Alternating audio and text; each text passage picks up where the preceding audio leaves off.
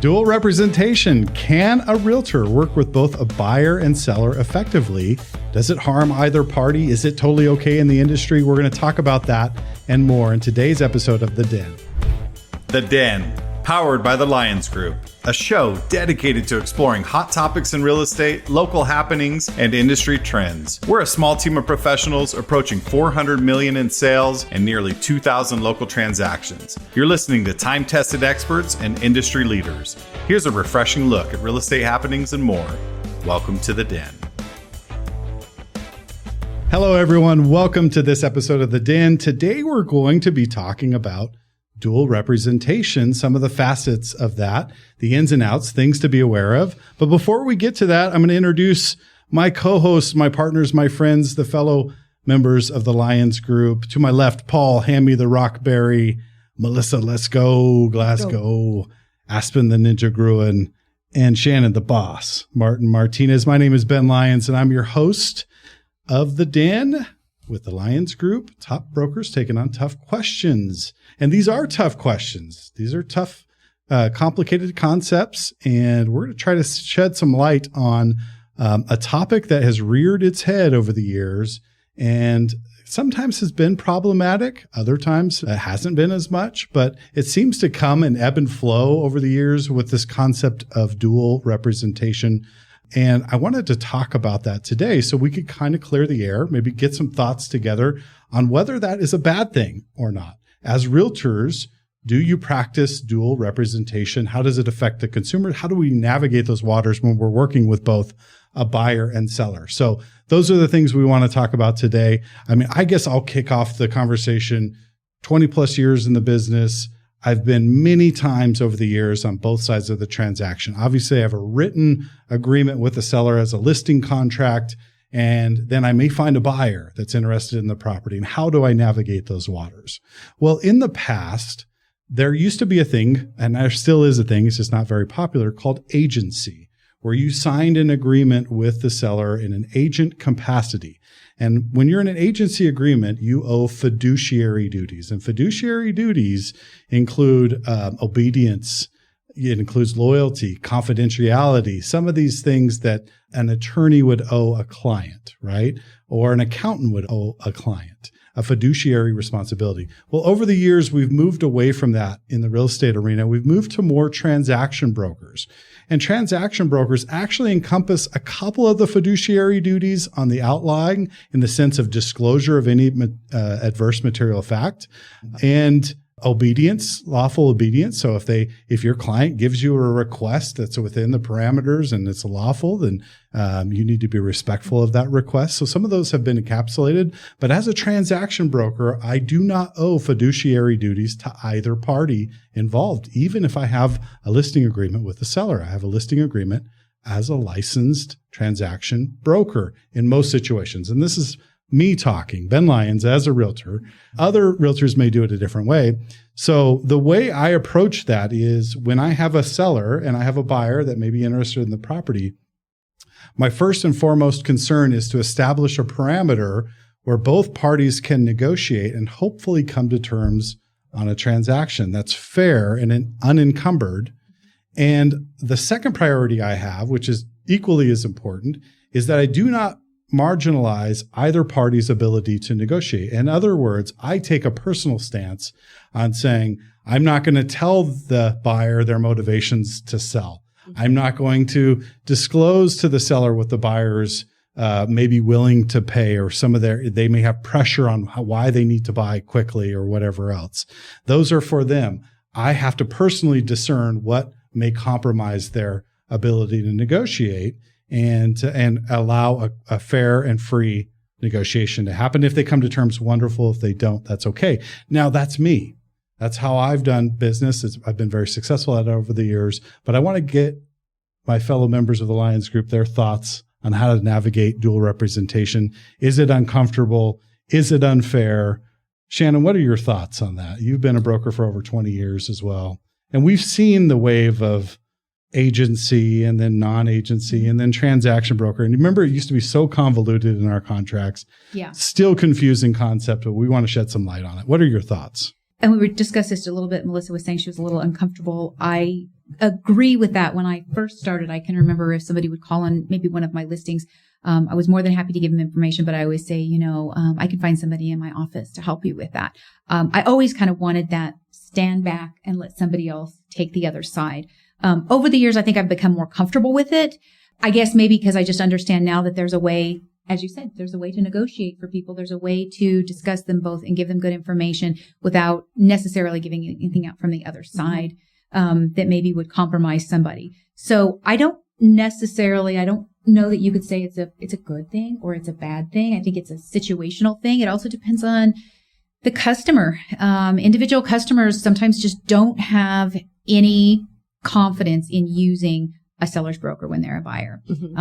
Paul and I had this a while back. I had shown somebody a listing of his and I just kept saying, I just don't understand. I knew he was going to write an offer and he did. He went to another agent and I kept saying, I don't know what I did wrong. Paul did find out later, the buyer said he was never going to use the listing agent. He just wanted to look at the house. And if that worked, he'd go find his own agent. So some people are just set on having their own representation. I think it's really dependent on what the customer wants and what their comfort level is. Sometimes it can be very beneficial. Yeah. Having only one broker involved, you don't have another person. I don't want to say getting in the way, but sometimes we as brokers can get in the way of things. And when you only have one broker, sometimes you can get things done a little bit easier, Have you ever played what's the game where you all whisper something and then they whisper and then they whisper? And by the time it gets all the way back, it's like, I'm hungry for spaghetti, and it gets all the way back. It's like, I want lemonade. Yeah. So that's the same thing that happens in real estate. I mean, seller will convey to me something. I think I have the essence of that. I convey it to the other realtor. The other realtor conveys it to the buyer, and somewhere along the line, it may get lost in translation. Yeah. And so that can be a problem. That does bring out a benefit of being the sole agent in a transaction. Aspen, what are your thoughts in that regard?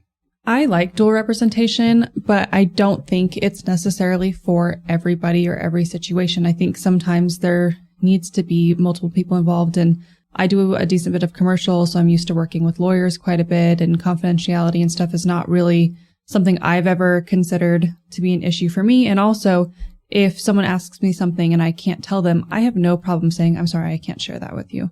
So I think if you're not comfortable saying, I can't give you that information, and maybe even getting some pushback on it, then maybe it's not for you. But I also think if I'm the listing broker and I'm showing somebody a home and they want to write an offer, I'm going to thoroughly explain what dual representation is, and then saying, if you're not comfortable with that, I can find you somebody else to work with, or you can find your own person to work with. So I think just full disclosure and consent to the, arrangement is the first and foremost, most important thing. But I think it can make things go a lot smoother. I think it can be a really good thing, but I've also seen the opposite, where the realtor was kind of doing it for their own gain. So working with someone that you trust and is reputable, I think is really important. Yeah. And transparent right up front. I mean, people can sense, I use the car lot analogy a lot, in the sense that you go to a used car lot, and you say used car, nothing against used car lots or car salesmen at all. Great people, have some great friends that are in the car sales, but the difference between a professional, right? A professional who's there to help you, assist you, be transparent about the process, and someone that's coming over to schmooze you, right? And consumers and clients can feel that a mile away. I don't know why people even are over on this side of the spectrum, right? Because all you got to do is be a professional. And it doesn't matter what business you're in. If you're transparent right up front and professional all the way through the process, you should be good. Melissa, expand upon some thoughts there. I know you're not overly comfortable with it, but what are your thoughts? I mean, what gives you heartburn about it? So, in our broker duties, we have the duty to disclose if we know any adverse material facts or anything like that. If one party has access to more information than the other, that could the way I see it, I don't want to be put in a situation where it gets litigious because somebody feels like I didn't disclose something. Sure. I should have told them that. I should have told them there was that leak, but they didn't want, you know what I mean? To me, that's a part where it gets kind of gray for me. I started my career working on buyer side only, and half of it I'm now, working both sides of it. So I've only had the opportunity to do it once, and it was fabulous. It went really, really well. But it still just gives me a little bit of heartburn because I don't want to put anybody in a situation where they feel like they're being either left out or taken advantage of. Yeah. So that's where I stand. Understood. And I think that parlays off of what Shannon said originally. Originally, she just wasn't comfortable with it. But over the years, as you become more of a conduit and a little bit more of a referee versus being in the fray, it becomes a little bit easier. So, Paul, I know you've done a ton of properties on both sides, representing buyer and seller. What are your thoughts? I mean, what are the biggest heartburns that you've run into, and what are your concerns, or what are the advantages too? Well, that's a lot. I know it's a lot. I mean, you got a big head. I got to fill it, bro. Yeah. I would say that I like doing both sides of a transaction. You mentioned broker duties. I was going to bring that up. If you follow broker duties to the letter, there's no ability to cross over the line. If you are a transaction broker, and what that really means is, and I was going to bring up, if you went to me first, the difference between agency and transaction broker. Agency, pretty much, you give the realtor the parameters to get a deal in, okay? And you don't have any say in the decisions. You just bring a deal to your customer. In a transaction broker, you give them all the decision making. You just bring all the options, all the information that you have, and bring it to them. So in a dual representation, you play that role even more, and you just say, here's what they wanted to ask. And the other side answers it, then you bring it back over to them. And if you do that, then you're allowing them to make their own decisions. I understand, like, when you get into inspections and there's things are wrong, but they are the ones that are asking for repairs, or they are the ones that are concerned about this, but not concerned about that. Now, that doesn't mean that we have to be concerned. So like you were saying, we're not in the mix. We're not a party to the contract. So if they're not concerned with it, we can't be either. Once it falls apart, then we have some other liabilities or duties to the other party. But when you're in the deal, I think just being the information giver, you've always said to me, be the source of the source, not the source of information. So we're just kind of conveying what the other side wants. When you're not very experienced at doing this, it can be overwhelming, and you just show your cards and be like, do you like it? Do you like it? And then try to make a deal happen. And you're so worried that the deal's going to happen that when they come at odds, an inexperienced realtor would be like trying to fix the problem and find a resolution, where a more experienced person would just be like, it doesn't work. Yeah. Or here, maybe look at it from this angle. I think a lot of what we do is managing expectations and helping change or shift perspectives. Yeah. Like, look, you have these problems, you have this, everyone's trying to get to the common goal here, but how can you look at this a little bit different? How can you see this from a different angle? And I think that's really what is a critical and beneficial a point to be in dual representation, is you can bring that perspective to both sides and say, we have options here. There are options, and there may be impasses. There may be an impasse where you just can't get through, and that's okay. You've established the rules. You've helped a fair play. And sometimes in negotiations, a buyer will get, better negotiation standpoint than a seller. It just happens, or a seller, or vice versa. But you've established a fair game. I just thought of one of the better advantages of representing both sides. You understand how to present an objection because you know how that other side could react to. Yeah. Well, that's a good point. I was actually going to say a little something about that. Sometimes people feel like if you're representing both sides, you can't advocate for one side or the other. But sometimes we're a better advocate, because if I've gone over this home inspection and I can see what their real concerns are, and we've put that together, as opposed to just receiving it in an email from the other side, now I can come to the seller and say, this was super concerning because, their 3-year-old has, asthma issues or whatever it is, maybe I can. Now, that doesn't mean that they have to take it, or it doesn't mean that the seller has to agree with that, but maybe I can advocate for my customer a little bit more and even help the seller, because now they can understand more where that's coming from. So sometimes we can be better advocates by knowing everybody's motivations and things. I know that we don't always want to give those out, but sometimes we can help make their case better when we've had intimate contact with them, when we have firsthand contact, as opposed to just an email that was sent to us. And especially when you know your client and how they communicate. You have people that are more engineer minded. Like, they're like, give me the report, give me the thing. That's I want to read exactly through what I was thinking about. I want to read through it. Don't talk to me. And then, then I'll absorb it and I'll get back with you. And then you have people that are more emotional. And so you've got to appeal to their emotions to some degree. Listen, I know this looks like a long list. Right. But you have to understand, if you were in this position as a buyer, this is why they would have these concerns. And they have a child that, Right. is susceptible to asthma or whatever. So the mold is a big issue for them. So you can shed some light on the issue. And ultimately, if they come to terms on it, they come to terms. If they don't, they don't. And if they give permission to disclose that. Yes. This is important to me because Yes. let the seller know. And you make a great point there, is that if it is sensitive information like that, I do always make a request from the buyer or seller. Hey, is it okay if I share this part with the other side? Now, you're not technically bound by confidentiality with a transaction as a transaction, but you can share anything you want, but it is a slippery slope. Yeah. And that's where I say, me personally, I practice being very guarded with not marginalizing someone's ability to negotiate, taking those steps. Let me take a quick minute and just read through. This is the first page of our broker duties. These are duties that we sign up for, whether we're working with buyer or seller. The first set of duties, and I'm not going to read through all this. I'm just going to give a quick once over. But the first set is what we owe everybody in this transaction, whether we're working with buyer or seller, and to the other realtor, if another realtor is involved. We owe honesty and reasonable care and ethical and professional conduct. As a transaction broker, you owe those duties. You also owe compliance with local, state, and federal fair housing and anti-discrimination laws.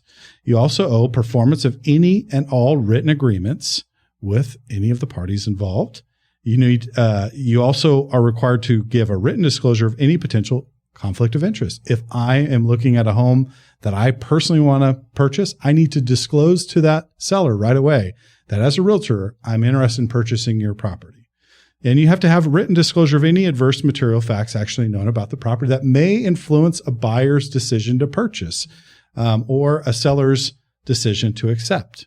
Okay. So we have basic duties that we owe as a transaction broker to all parties involved. In addition, we have other duties. Those include acknowledgement by the buyer that there may be matters related outside their scope of expertise. Aspen does a lot of commercial properties.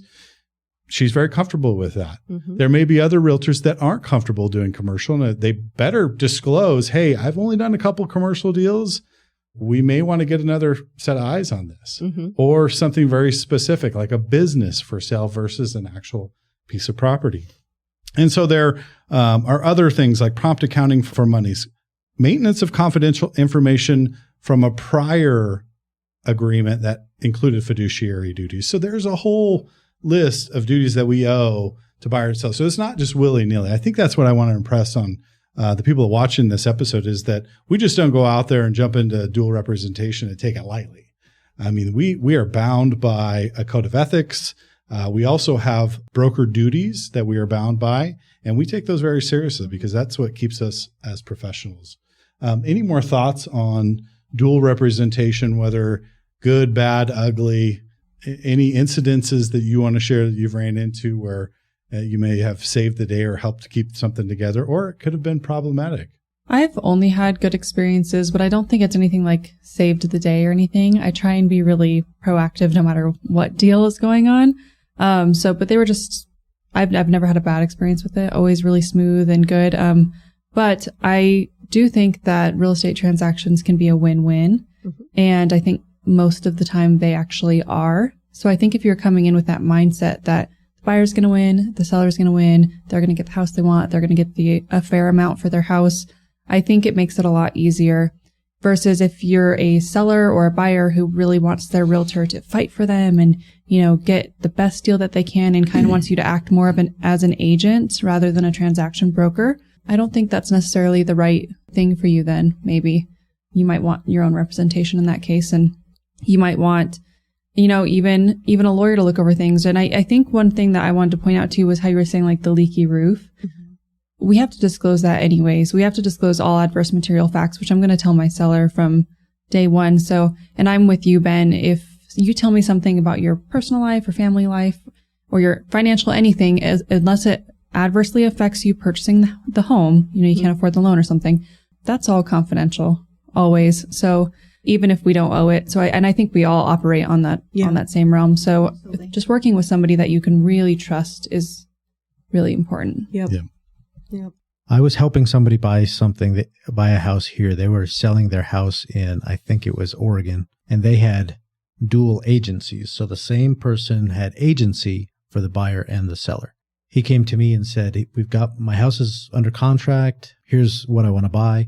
So we go and we ask for that contract, and he gave the realtor kind of loose parameters. This gentleman went under contract for, I can't remember what it was, but it was tens of thousands of dollars under the list price. And the agent sold the furniture along with it. Yeah. And not all of the furniture, but there was some nice stuff that got sold. And we were trying to figure out what the heck was going on. So dual agency, if you don't have the right professional who's doing things correctly, you could be in a bad situation. Well, and I think you just bring up a really good point, because Paul just said dual agency. Dual agency is different than dual representation. And that's the whole point of this podcast, is for a consumer to understand that dual representation is what we do on a regular basis. It's being a transaction broker on both sides.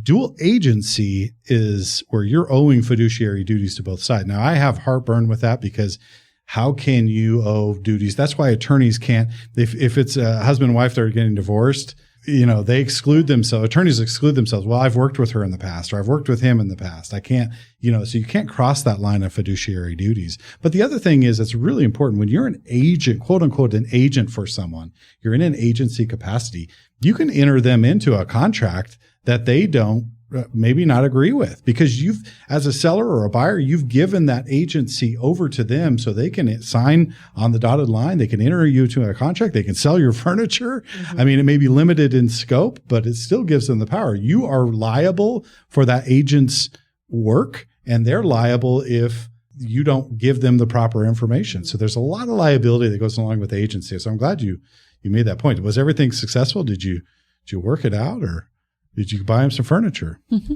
Well, he bought himself some furniture. Some beanbag chairs. Yeah. They're comfortable. Those inflatable chairs, they work for a little bit. And I just want to say, in Colorado, you cannot do dual agency.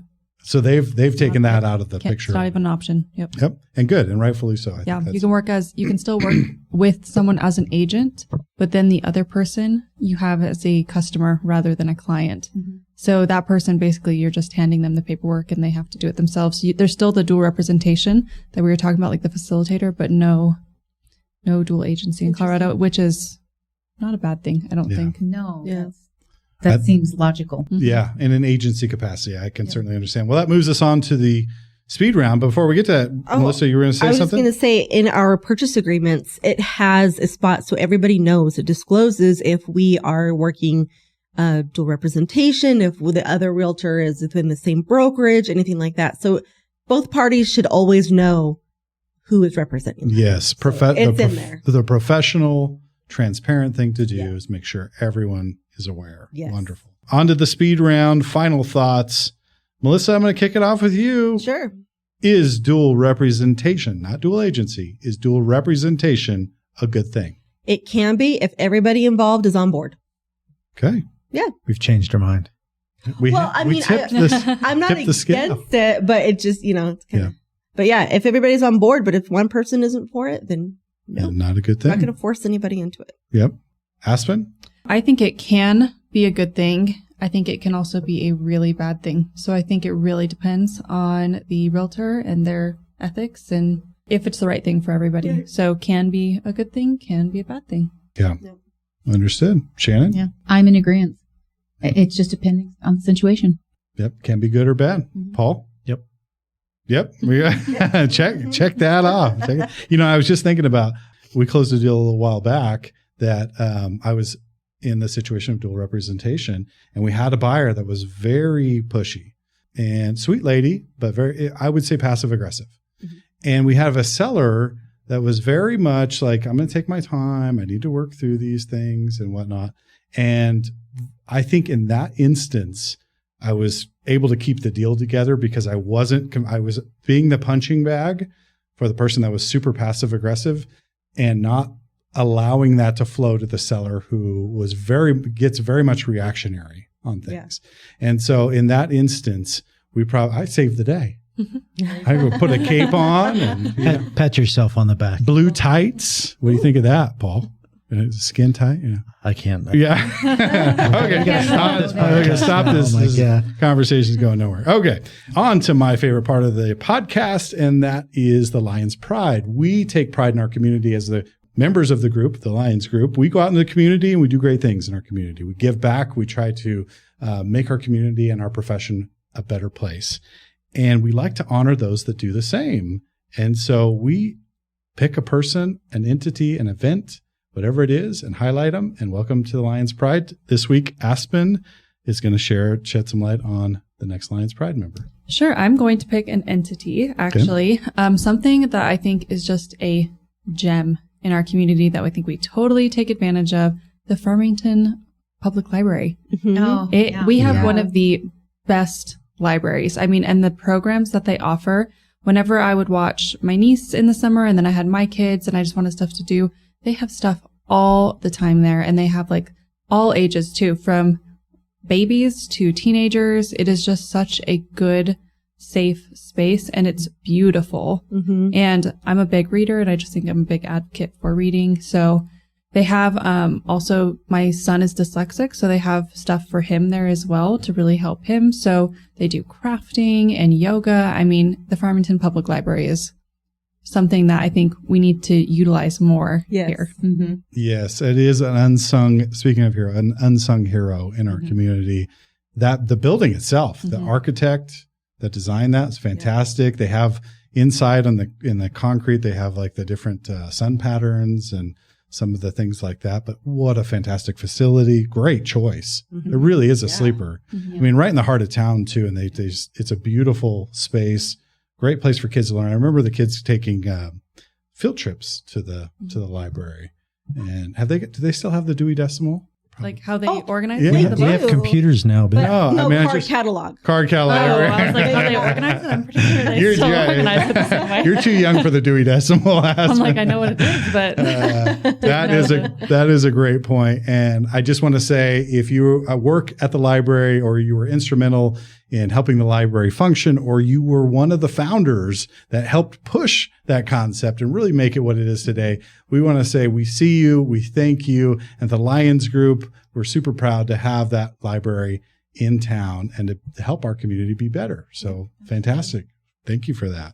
Next episode, I think we're going to approach some of the big NAR changes. People have heard about the commission things and the settlement of the lawsuit and these other things. We want to shed some light on that. So we are still finding out information on how that's going to change the industry. The industry is going to change. That's okay. Things evolve, but we want to be able to come out and say, this is how it's going to change. This is the repercussions. This is the implications for you as buyers and sellers. And I think it's going to be a fantastic and interesting concept to talk about. So that's going to be on the next episode. Until then, thank you for listening to The Den, and we'll see you then.